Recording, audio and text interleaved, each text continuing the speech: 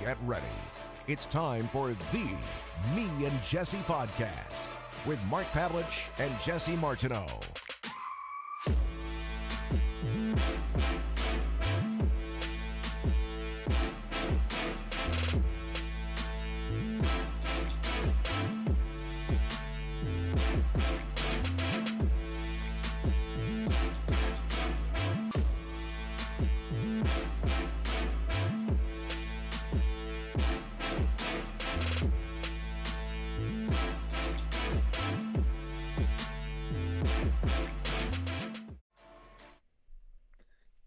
Welcome back, everybody, to the Me and Jesse podcast. My name is Mark Pavelich, and in the Grove, the big sexy, the one and only Jesse Martineau. Yo, what up, everybody? It is Me and Jesse podcast time.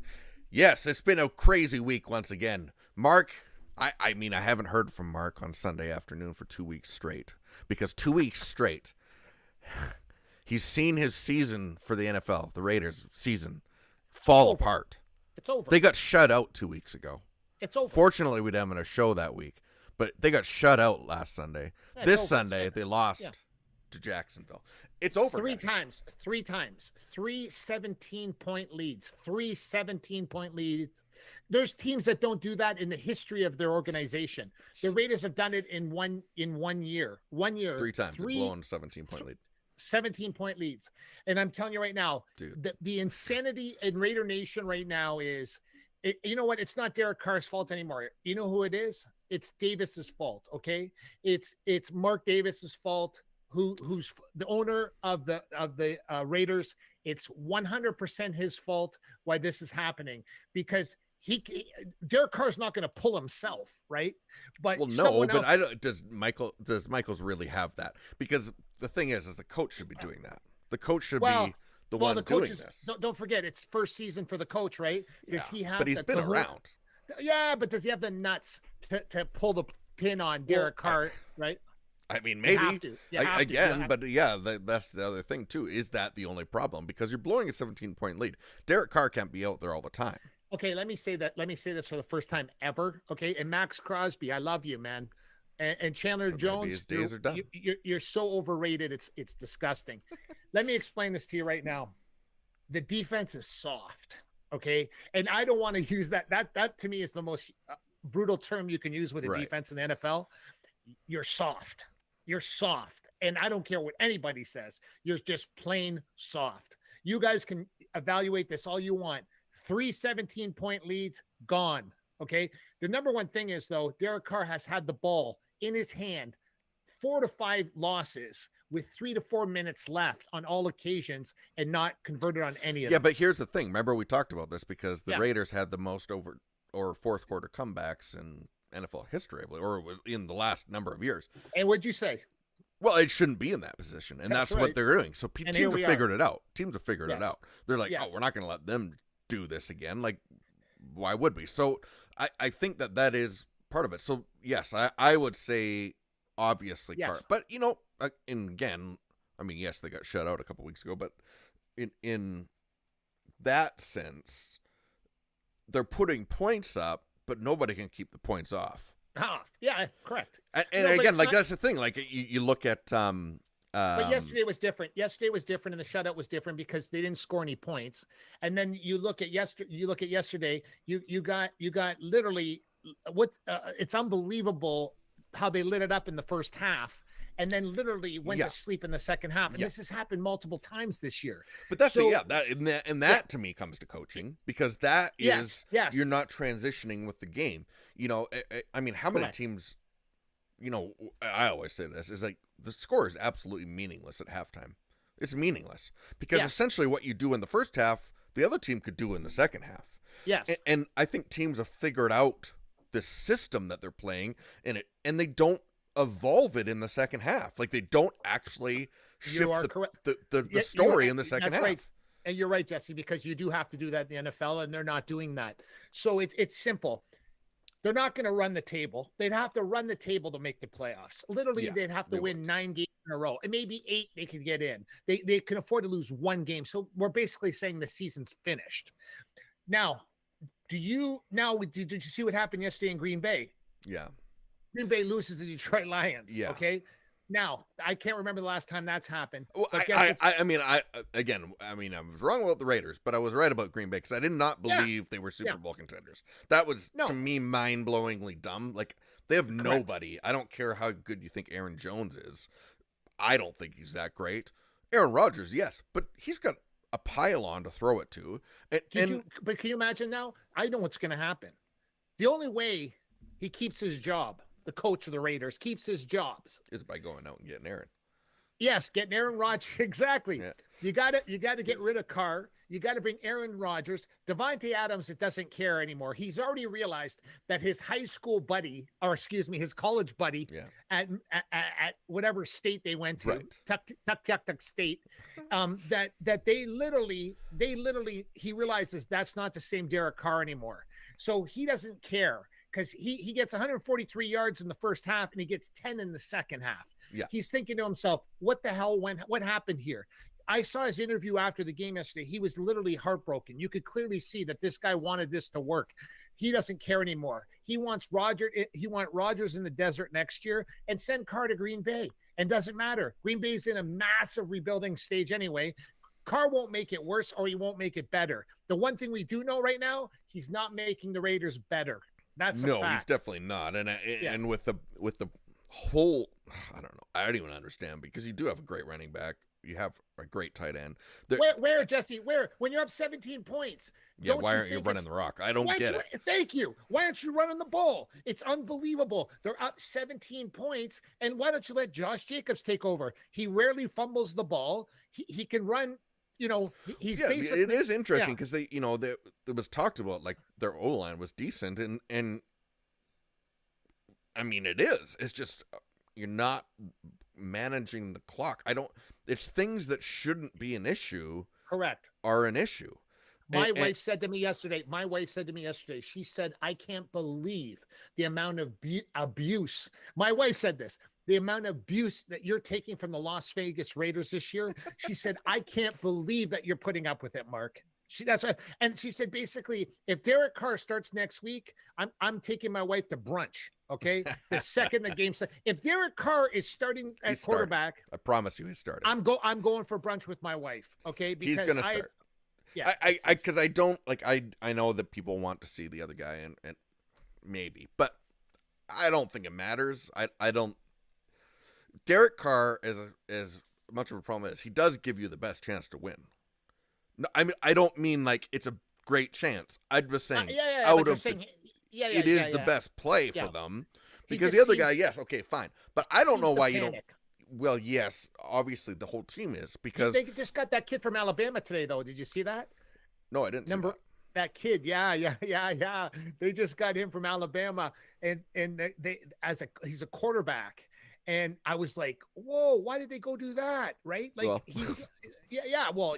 but go ahead and do it then. Yeah, listen, McDaniels will lose his job. He'll never get a head coaching job ever again in the NFL if he doesn't at least get 9 wins. Okay. 9 wins is a stretch. 9 wins it's a huge stretch.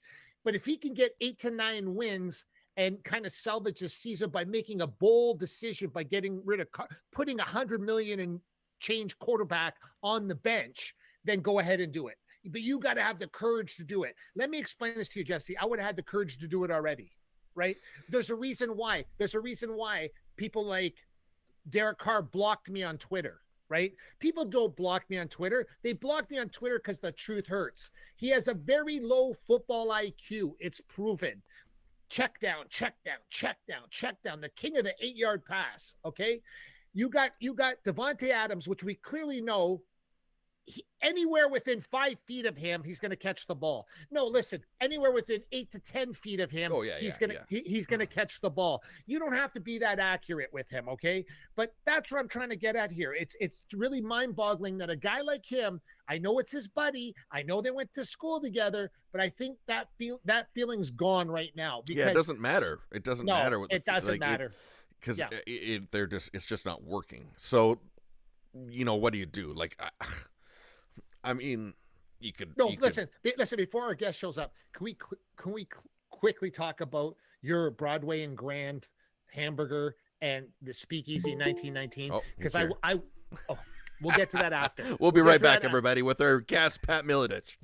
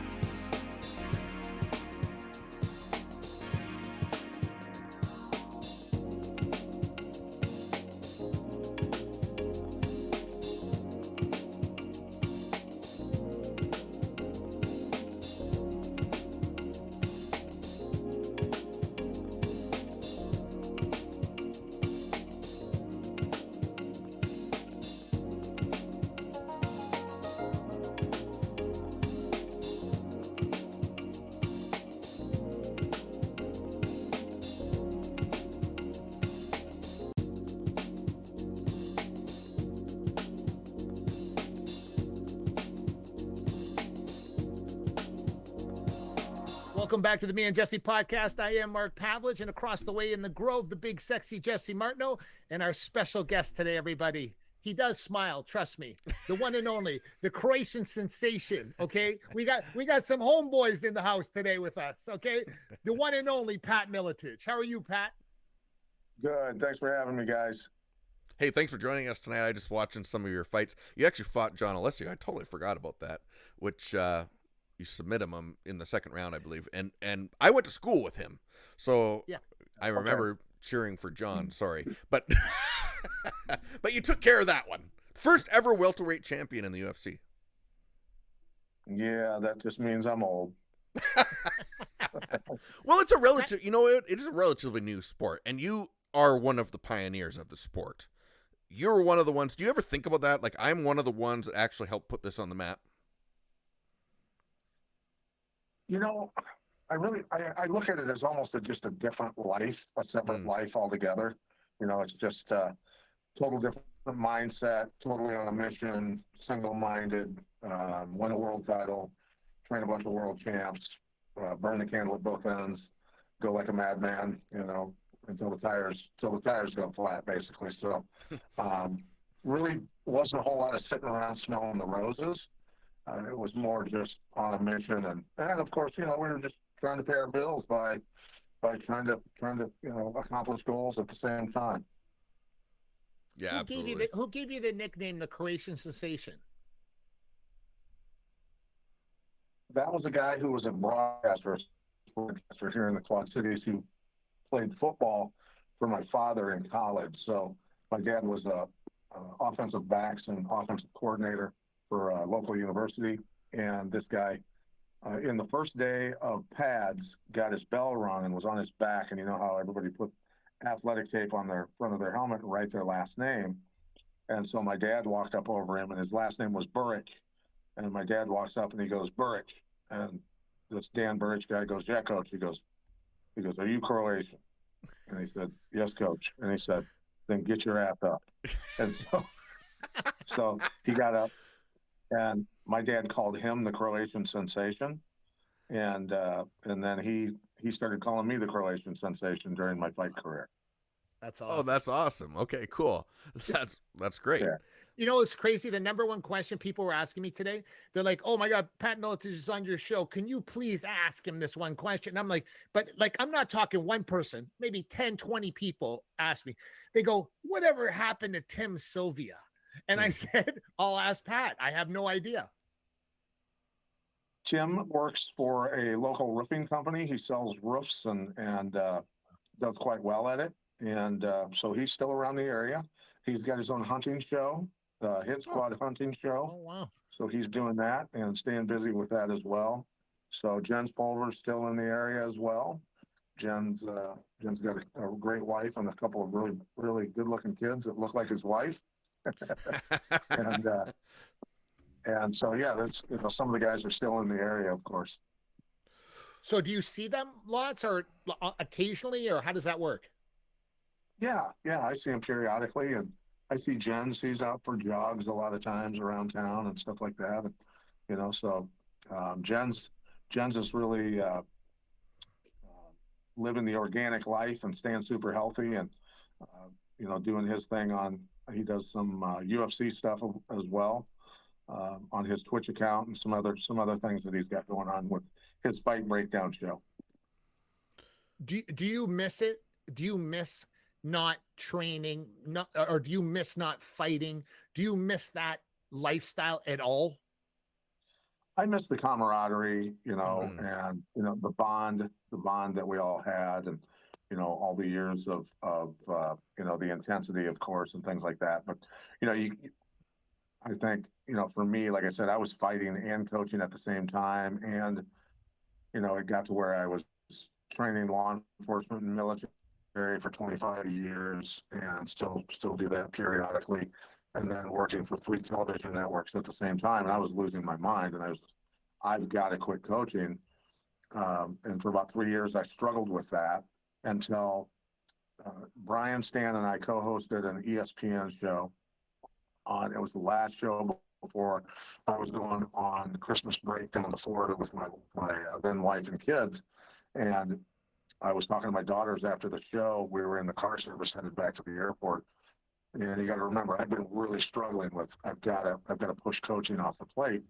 And I'm on the phone with my daughters, telling them I'll see them in the morning, make them breakfast, all that sort of stuff is my favorite time of day, or favorite thing to do. And I hung up with them, said I love you, and hung up with them. And they were very young at the time. And Brian looked at me, Brian Stan, and he said, and Brian Stan's a guy who's an Annapolis grad, played football for Navy, a Marine Corps captain, Silver Star recipient for valor in combat, and then his UFC career. So it's very, very, I respect the guy a great deal. And I got off the phone and he looked at me and he goes, that's awesome. He goes, I have 2 daughters as well. And then he said, and it was like God spoke to me. He said, Pat, I've killed a lot of people. And in the middle of combat, I would often ask myself, when bombs are going off and explosions and bullets ricocheting off Hesque and rocks around me, what life was all about. And he said, I finally came to the conclusion that the best thing a man can do is raise his kids the right way and get them off on the right foot. And it was at that moment, immediately, I said to myself, that's it, I'm done. So I called a meeting and told all the guys, I'm done, finding a new team. So that's it. Wow. How do you recover? How do you I mean, obviously you said your priority was then your family. So how was it after that, when that all goes away? Like, the training, the nights, the fight nights, the commentary, and now you're jumping back in to a family life. How did that transition affect you? Well, it felt good, but the thing is so one thing I will say from the intensity of my life as a professional athlete and as a coach and all of that sort of stuff, and even the broadcasting, which isn't to me near as intense, but that you get this almost a fight or flight up and down lifestyle of the climb up to a big fight or a broadcast or whatever, and then back down the backside. And so there's that lifestyle that can really yank with your fight or flight type situations, dopamines and all of that sort of stuff. So it can be a little bit difficult, and it certainly doesn't compare to the guys that have had to go into real combat and stuff. It doesn't even hold a candle to what those guys have been through. But the intensities, the adrenaline dumps, all that sort of stuff that you go through, you get adrenal fatigue and a lot of other things that start happening to your body. And when you live like that for, 30 years almost, it's, it can be taxing when you come home to, screaming little girls and chaos and stuff like that. It took a while to get used to say the least. Is there a sign in Bendorf, Iowa with your name on it anywhere when they drive in? Is there anything like that? Because let's be honest, no human being in the world knew where that was until you came along. No, there's no sign that says anything. Is there a key to me. the city? Is there a key to the city? Is there any kind of anything? No, I just kick doors in, Mark. I don't need keys. Yeah, but they could have gave you a gold shoe or something then. Like seriously, like I'm not joking. I remember as a kid listening, and I was hearing about Jens Pulver, and I was hearing about Robbie Lawler, and I was hearing about all these guys. But you were the founder of all that stuff with Miletich Fighting Systems, right? And it was crazy because I started MMA in 1999 in Canada, and all I kept hearing was Miletich Fighting System, Miletich Fighting System, Miletich Fighting System. And then when I owned the MFC, they said, "Hey, Pat Miletich is going to be one of the commentators." I said, "Get out of here, man." And then they said, "Oh, the Croatian sensation." And I'm hardcore Croatian, right? So right. I can speak Croatian. I can, I've been there. I have the tattoos. You have the tattoos. It's like Croatian parents don't care if you get a tattoo as long as it has something to do with Croatia. Like, right. It doesn't matter, man. No Tasmanian devils, none of that stuff. But if you could put a few Croatian gerbs on you and some Croatian crosses, you're all set, man. No problem. Yeah, and my exposure, all three of my brothers were 6'5", big guys and stuff, and I was only 5'10". So just because my exposure wasn't extensive, because there weren't a lot of Croatians in my area, sure, to how big a lot of Croatian people are. And my first experience, I remember we were in Montreal, and Tony Fricklin had fought on a card, and we were in downtown Montreal, and this massive dude comes up, and he had to be 6'10", and he looks at me and he goes, "That Miletich," and he grabs me and hugs me and picks me up. And I'm going, "Holy shit, what's going on?" And he goes, "Here, you come with me. You and your friends come with me." And so he takes us to this Croatian-owned nightclub, and all the bouncers are gigantic Croatians. They take us upstairs in this like a VIP area. They bring out trays of traditional Croatian meats, cured meats, and all kinds of stuff. And I'm going, this is really cool, man. This is amazing. And and then over a period of time, when I was at a UFC in Vancouver, the World Cup was going on at the same time, right? Yeah. Croatia had a really good team, and obviously Vancouver has a massive Croatian population. Huge. So, yeah, after the UFC, the Croatian soccer fans must have caught wind that I was in the building in this arena for the UFC. So I come out the back door, and there's thousands of Croatians waving flags, doing a soccer chant with my name in it. And I'm going, "Oh my God. Oh, this is amazing. Wow. Holy shit." So yeah, it was pretty neat. It's pretty neat stuff, That's what people don't understand, Pat. There's only 4 million people in Croatia. There's 4 million people. So for the stuff that they've done with soccer and skiing and all these other things in like boxing, basketball, MMA. So it's for people go, wow, like they don't realize like we're a really small country. Literally there's 500,000 Croatians almost in Toronto area. Literally there's a gazillion of them in Mississauga and in Vancouver. And it's like, people don't understand what it is. And my father, Matt Pavelich, who was in the referee in the NHL, and my mother, they're both hardcore Croatians. And the crazy part was, as growing up as a Croatian as a kid, my father made sure that everybody knew we were Croatian, not Yugoslavian. And my dad, he would instill that very, like you said, he would kick the door down. He wouldn't use a key. There you go. Yeah. And that's the thing is, knowing a lot about Croatian history and stuff, what is it, 1594, 1596, somewhere in there, the Croatians stopped the Ottoman Empire and pushed them back. That's why Bosnia and Herzegovina exists today. So a tiny little country like that stopping the Ottoman Empire from its advances into Europe. Yeah, it's crazy. That says a lot about how tough, the bloodlines are. Yeah, and now with, Stipe, being what Stipe was and that kind of stuff, Croatian, and with the World Cup, obviously, like everybody knows where Croatia is now. And of course, is one of the most beautiful places on earth. Team. Hell, Croatia's basketball team was the only one that could hang with the friggin' I know, it's crazy. All the NBA stars. Yeah, that's right. Yeah. Is Luka from there? No. Are you Serbian? He's not. No, he's not Serbian either. He's I checked. I wanted to claim him. Okay, so I wanted He's not Slovenian, is he? No, I think he's Slovenian. Okay. I went and I was thinking, oh my God, if Luka Doncic is Croatian, and he plays for the Mavs, right? So I would have emailed Cuban, and I would have went to Dallas and said, from hey, Slovenia, Slovenia, and I want to go see him, right? But he's Slovenian, so I said, it doesn't count. Wow. So Pat, where was your, out of all the fight organizations? I mean, obviously the UFC, but back then, like, was it still like the only one that mattered? Well, I mean, we used to compete in the Rings organization in Japan.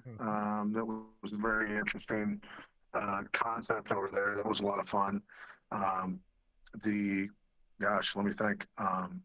What makes one stand out from another? I mean, it really depends. I mean, Mark ran a really good show, really top-notch show, which I loved going up there, except in the dead of winter when it was Hey, Pat, it's dead of winter right now. It's horrible. We hate it too. Yeah. But did we lose him there? Did he freeze? Did he freeze up? Oh, there he is. He's glitching out there for a second, but the internet will catch up. The internet's been weird. But yeah, it's cold here in Edmonton now. Whatever. It's what it is, I guess. Mark, you love the cold. You were out there hiking. Well, I was hiking today, but it was literally like, it looks like February, March right now. It does not look like November, man. And it's super freaky because I don't ever remember, since I've been living here 26 years, I have never remembered it like this. Really? Yeah, this much snow and this cold already. No. Usually we have snow by Halloween, though, and we do. Yeah, but I'm saying it's just trickling. It's not like this. Yeah, I guess. We usually get hit with that. It's a bit. There it's he a is. big He's difference. back. He's back. Yeah, we lost you for a minute. Pounded with a snowstorm? Yeah, it's right now. We have a full snowstorm right now. Currently happening. Yes. I got the dog sled out front. They're warming up the dogs right now. Yeah, it's awful.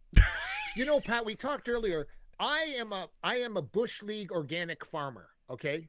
And I know that you're into the organics now, and it's soilsavior.com and organicsupersoldier.com, and we'll put that on our Facebook page, because it's really something that you're extremely passionate about and have a great deal of knowledge about. Well, I appreciate you mentioning it, Mark. For me, a lot of people know me as a former UFC champ and UFC Hall of Famer, but they don't realize that my bedroom was in the basement of my mom's house, and that foundation leaked every time it rained. So I had severe respiratory damage from black mold, and the doctors couldn't figure out how to do anything about it. But my, was very checkered because I was a good wrestler. I beat a lot of very good wrestlers. I just couldn't win Iowa State championships because I couldn't breathe. And I trained hard. My wrestling coach even said, Miletich, do you smoke cigarettes? And I'm like, no. But we didn't know what was wrong. So I felt like I was breathing through a straw that was filled with mucus. I was suffocating half the time. And so what happened was I was getting ready to turn pro in kickboxing in my early 20s. And a good friend of mine who was very knowledgeable about organics got me on some really powerful antioxidants. And they literally in 10 days, I was back then to work on my boxing skills, was very lucky that Pena's Boxing Club existed here in Davenport, Iowa. That's right. And I would go and spar with some of the world's best boxers there. And I could only last 3 to 4 rounds with those guys. I would be out of gas so fast. And in about 10 days, I was sparring 10 rounds with world-class boxers and felt like I didn't even work out hardly. I was recovering so fast. And so a light bulb went off for me. And then when, so you think about it, that one discovery changed the trajectory of my life. I won a U.S. kickboxing title, of course, won the UFC title, held that for about 3.5 years. And because of that, was able to train, we put about 95 kids into televised careers and crazy. And a bunch of world champs. And then all of a sudden I'm, training law enforcement and military for 25 years and get a broadcasting career with 3 different. And none of that ever happened had I not discovered and changed my health due to organics. So that's when I really started talking to people about organics and about, recognizing that that's really because we're organic organisms. That's the only thing that's going to improve our health is organics. That stuff that is created, if you believe in a creator, by our creator, and that comes from the earth. And for thousands of years, mankind knew what plants, roots, mushrooms, and flowers actually gave humans health, and that was basically disrupted by a guy named Rockefeller, who funded a bunch of prestigious medical schools and told them to change their doctrine or they weren't going to get any more money from him. And so they changed their doctrine of thousands of years of knowledge, isolated the molecules in those plants and mushrooms and roots and everything that actually benefited humans, and then created synthetic duplicates and forced everybody to prescribe those instead of the plants that did the number. And on top of that, called those that believed in organics, crazy alternative medicine. Yeah, crazy. And scapegoated people and have gone as far as to have people like that literally thrown in jail. And so, through the years, 35 years of research and testing different things out, I've been able to find, some of the most powerful stuff on the planet that truly moves the dial. So for the people out there that are watching, if you're using a supplement and it didn't dramatically increase your athletic performance and your health, it's garbage. Okay. So there you go. Because most say, for instance, most vitamin and mineral supplements that you're going to pull off a shelf at, a health food store or a grocery store are from rocks. They're inorganic. And so because you're an organic organism, you can't take those forms of minerals and vitamins and expect your body's receptors to accept them. These elements must be chelated up out of the ground, drawn up out of the ground by a plant, and bonded with carbon molecules so that they become very stable and that your body can actually absorb and use them. And so I could talk till I'm blue in the face. I've had conversations with. Say I'm a new person and I'm looking to change my life, okay? And I don't know anything about organics. I know nothing. Let's say pretend I don't. And I say, Pat, how can I start off? Where do I start? Where do I start and like dumb it down for people like me and say, Mark, this is what you got to do immediately and follow this, because I know you've always kind of led a healthy lifestyle. Now you've took it to a whole entire different level. Now explain it to people like me without making it too complex and the people watching, because I think people, once they do understand it, will make a humongous difference in your life. They will be attracted to it. Yeah. So, I'll get through this slowly, but so we look at our soil to begin with, and it's pounded with billions of gallons of petroleum-based fertilizers. These are synthetic versions created from petroleum, synthetic versions of nitrogen, phosphorus, potassium. So plants will accept those molecules and they will grow, but they're very sick because it's not the organic original nutrients that they're supposed to have. So because they're sick, they take and spray pesticides and herbicides on them because the plants are too sick to fend off pests that want to eat them and weeds that want to grow around them. So when they spray for glyphosate was added as an antibiotic. So that tells you they're spraying an antibiotic on sick plants, and then you're eating them. And so these are the synthetic chemicals that you get in your body. Then if you're eating processed food on top of that, more synthetic in that process. So what happens is through our water, through our food, through all of these different things, we build up heavy metals and toxins, synthetic chemicals in our cells. When those build up continually because our cells don't release those over a period of years, we end up getting severe inflammation that can manifest or turn out to be a cancer. It can be diabetes. It can be arthritis. It can be a digestive issue where you're constantly in pain with your digestive system. So if we can put powerful organics into our body, those have the ability to go into the cell and basically surround those heavy metals and toxins. Your cell will then recognize those organic substances as water soluble and will then release those heavy metals and toxins attached to the organics. And that improves health and improves your entire body's health, and then has a good chance, obviously, of getting rid of the inflammation that's literally killing you. And that's why you want to put powerful, truly organic substances into your body. So stop eating stuff in boxes and in bags with labels and commercials, and start eating stuff that comes directly out of the dirt or out of the ocean, or it has wings or hooves or whatever, that's organically grown.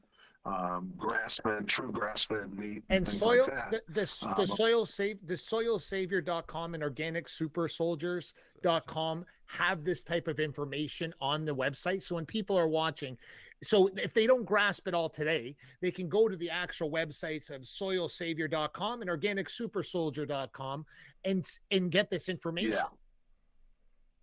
100%. There's a video that I've got on Organic Super Soldier explaining where this substance comes from, why it works so well. And then on Soil Savior, there's a slideshow that they can go through and show what it does for crops, what it does for gardens, what it does for your lawn, so that you're not putting, petroleum-based fertilizers and all kinds of stuff all over your lawn.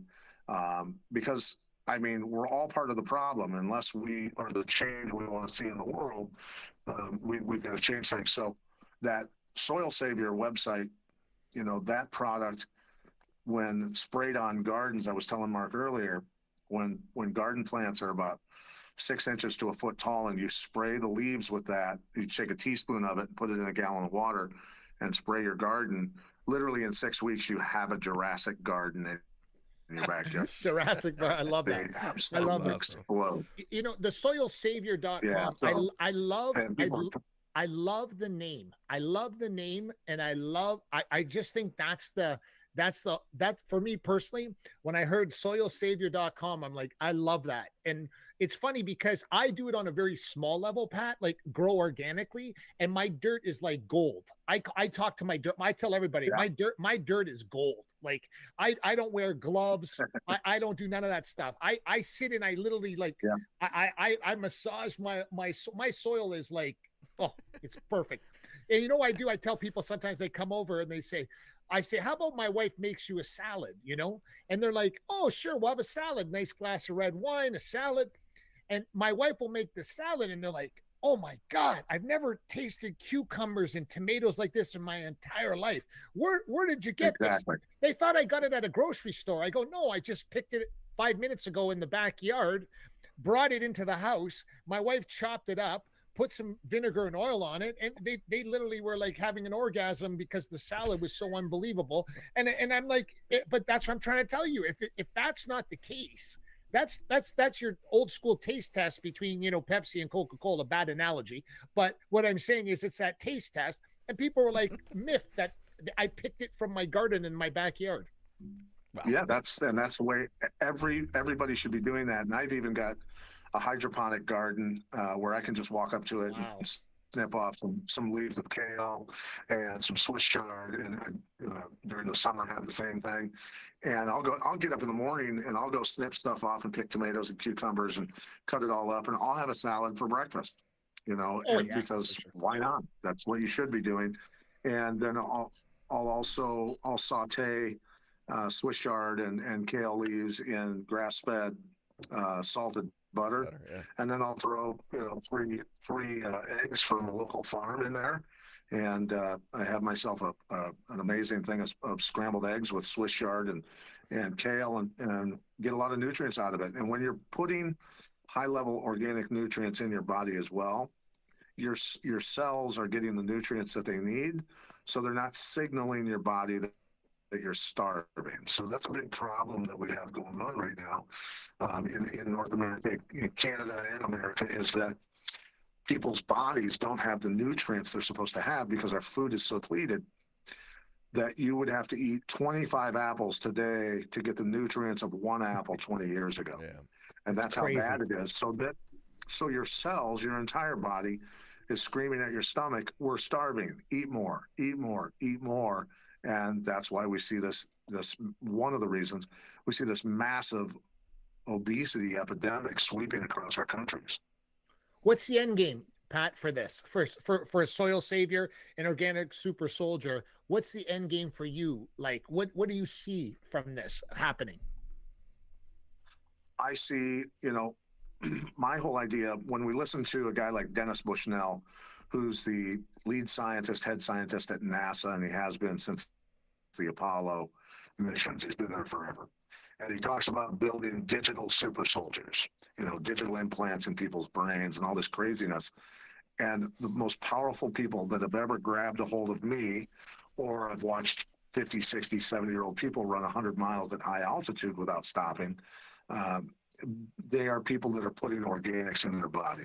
So while Dennis Bushnell is building digital super soldiers, I want to build organic super soldiers because those are the most powerful people on the planet, period. End of story. I love That's really cool. I love it. Yeah. Well, Pat, I used to have so that's the thing is what I try to get across to people is that the X-Men actually exist on this planet. I see them at the strongman gym walking around with 1,200 pounds on their shoulders. I see them, again, running 100 miles through high altitude, going over 13,500 foot mountain passes on their way out and their way back, 50 miles out, 50 miles back in Leadville, Colorado. I see, people that can swim like fish. There are real X-Men, and they have put the organics in their body, and that's why they're at a different level than the rest of human beings. Yeah, that's incredible. And obviously, if you're interested in this, which you should be, head over to soilsaver.com and Organic Super Soldier. Yes. Yes. Yeah. And check that out. I used to have a hydroponic garden of a different variety back in the day, just to let you know. And again, so I've had people send me pictures of those plants with the Humagenics product sprayed on them and the plants are like four times the size. Crazy. Jeez. Well, I mean, hey, it's cool. It's really cool. That's awesome, actually. Well, Pat, we thank you so much for spending your time. Whoops, did we lose you there? Did we lose Pat? No, he's back.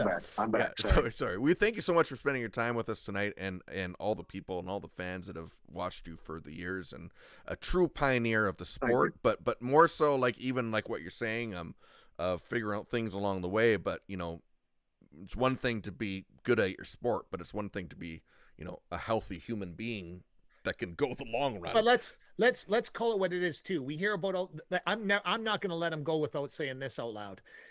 You got all these people now in the world that are these famous trainers in MMA. That all these people are the great. All these people. Don't ever forget, ladies and gentlemen, Miletich Fighting Systems and the people that he trained. Do you understand? Trained while he was UFC champion. Jens Pulver, Matt Hughes, Robbie Lawler, Tim Sylvia, all champions. Everybody, every one of them. And he was a champion. And think about that for 1 second. So when you say UFC Hall of Fame, you say all these other things, but don't ever forget, because we're not going to forget at the Me and Jesse podcast. In the MMA world, when you say Pat Miletich, be careful, because there should be a sign in Iowa with your name on it. There should be a street named after you. And I'm telling you now, Jesse, I'm going to petition them. I'm telling you right now. What do they got in the United States? They got, what do they call them themselves? Because they're not like, well, yeah, I need a lobbyist in the States, but I don't understand it, because listen, you just have to do facts. If there's facts about people, forget about all the bullshit and the nonsense. I'm talking about facts. Look at the people he trained in his career while he was still champion in the UFC. That's not even comprehensible. Not even comprehensible. And you did that, Pat, and no one could ever take that away, ever. I appreciate that, Mark. I really do. Thank you. Well, thanks so much for joining us once again. Ladies and gentlemen, Pat Miletich, thanks so much for being on the show. And hey, we look forward to talking to you again, and check out his websites. We'll have those linked everywhere, obviously, for everyone to see. But check those out as well. Start tonight. Put it in your diet, everybody. Put it in your body, man. Get it in you. Thanks, gentlemen. Thank you so much. We'll see you. Thanks, Pat. Pat Miletich, everybody. All right. Well, the soil savior. Did you get my joke about the hydroponic garden? I did, buddy. But Come he on, tell did us too. about that now. Well, Tell us about that. Yeah, back in the day. Back in the day. I don't know. Can you still get in trouble for that? No, not now. Not now. Listen, I was almost ready. Before we went on air, I was going to tell everybody that I ventured down the road, 18 minutes down the road, and went to Broadway and Grand for the first time in 1919. Yep. And let me tell you, ladies and gentlemen, let me tell you this.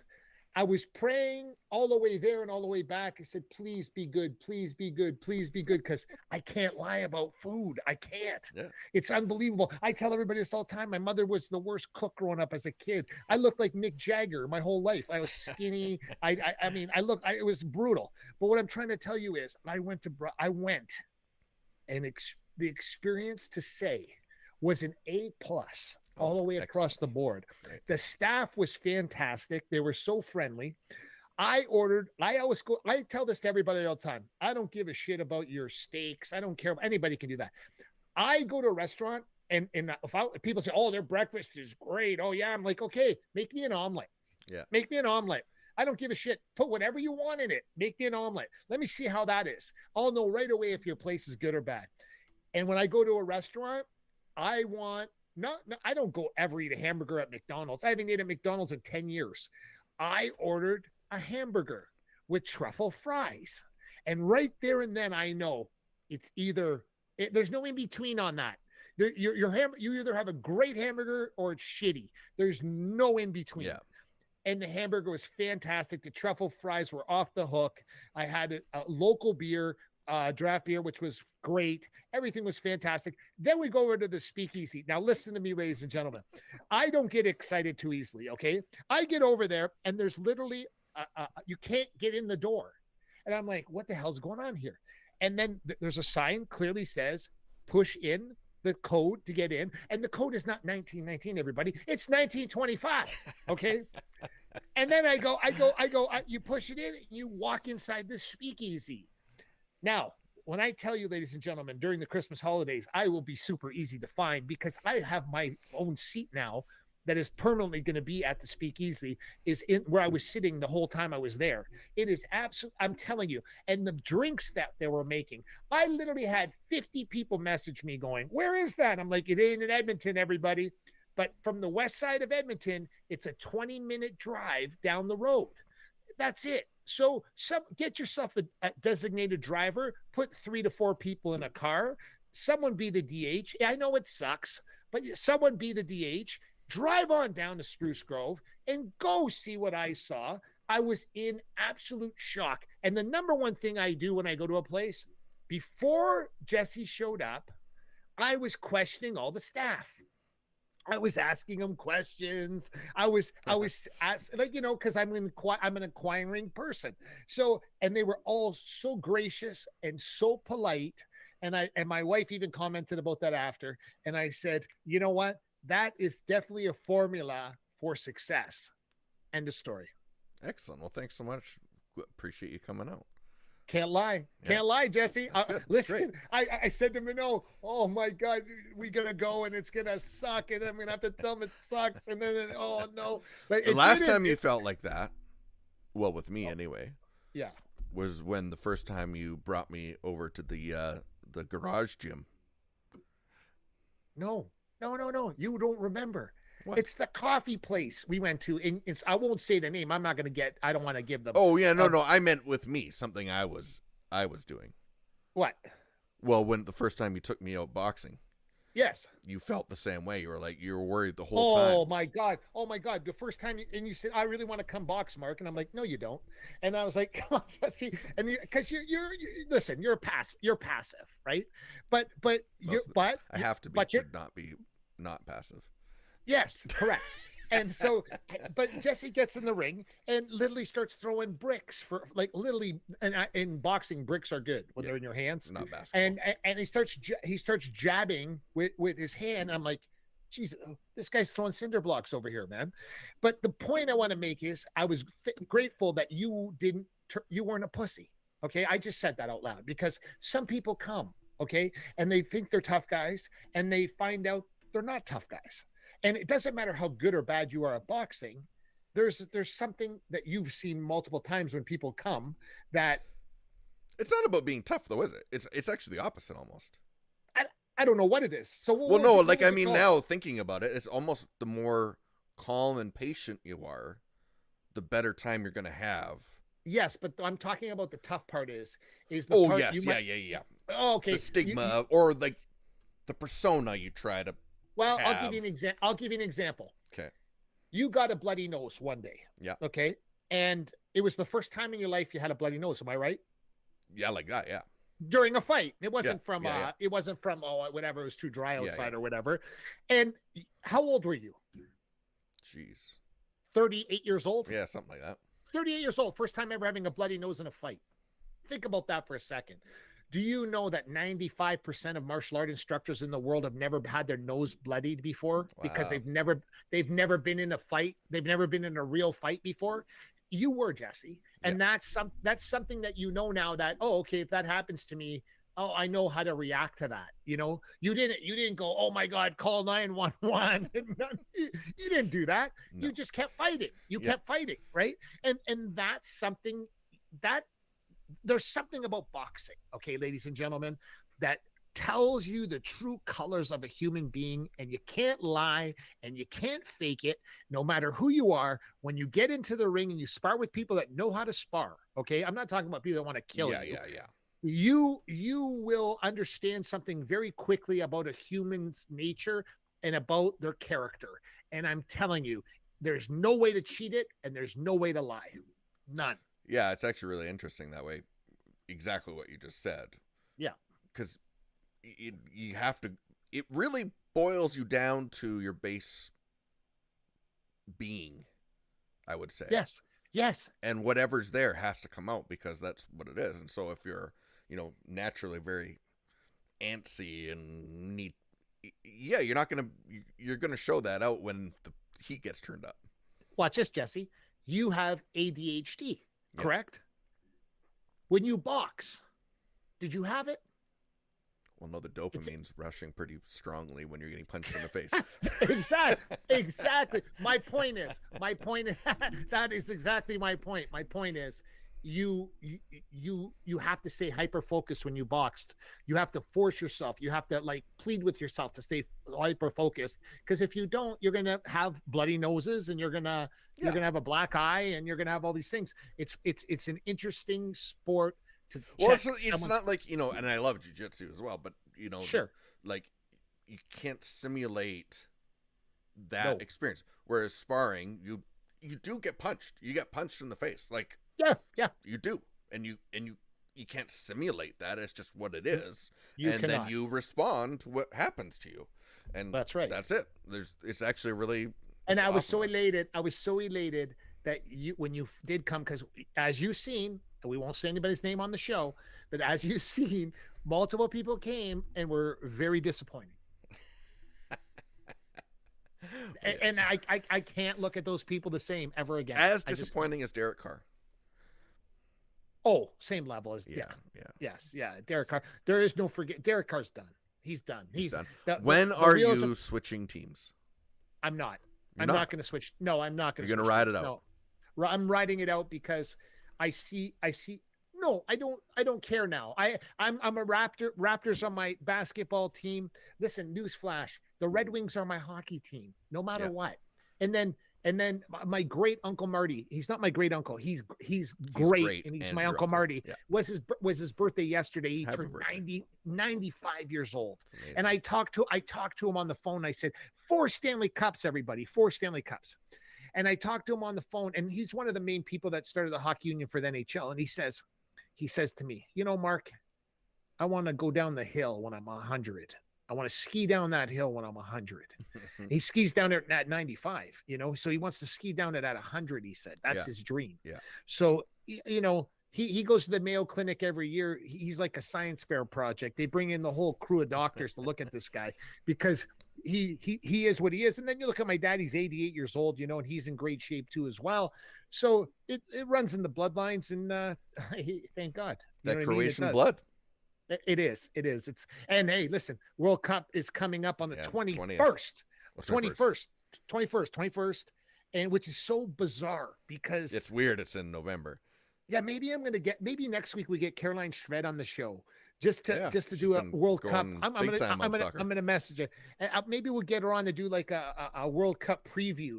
Because that's great. Listen, I want Croatia to win. I know people are going to shit on me because Canada's in the same division. I want Canada to do okay, but I don't want them to ever even come close to beating Croatia. That would kill me. And then you're going to be on the France. Hey, you're on the France bandwagon. Oh, Canada first, though. No, honestly. Yes, 100%. So no matter what, so you're if they're in the final, I take Canada. If they're playing each other, I take Canada. So you're saying, but who are you going for in the World Cup? Well, Canada. No, look how you. Canada. I am, but I don't think they're going to make it past the first round to even have to play France. Yeah, but yes, France would be. So you don't have to worry about it. You don't have to worry. No, I don't have to worry about it. But if they did end up playing each other, I would be cheering for Canada. No question. No question. Okay. Which you should be too.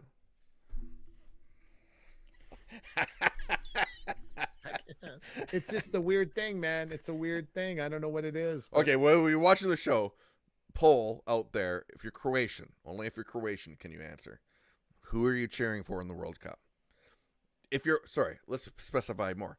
Canadian Croatian. Who are you cheering for in the World Cup? If you're Canadian Croatian, who do you got? I'm interested in knowing. I want to know if you're alone. I am too. I'm not alone. I'm not. No, there's no way. I just can't. I mean, cheering against the country that you were born and raised in. Yeah, I love my country. I love my country. I love my country. But speaking of that, Friday, we always have to say this. Friday is Remembrance Day in Canada.